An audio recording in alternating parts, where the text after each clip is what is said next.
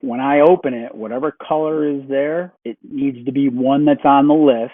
So did you look at the list? And you can only pick two. So you can pick two colors to print things in. Each piece that's getting printed can only be one color. So for example, if I've got this, if I printed this, even though these are two different colors here, it would only be one color, okay? Because this is one piece, it would come out one color.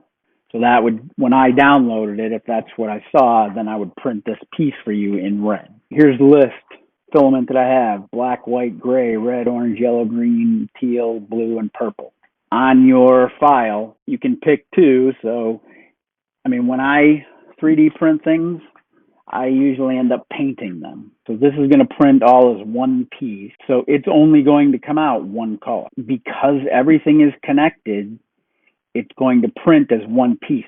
So this is an example in the directions where it says make a print version and a project version. This would be the project version.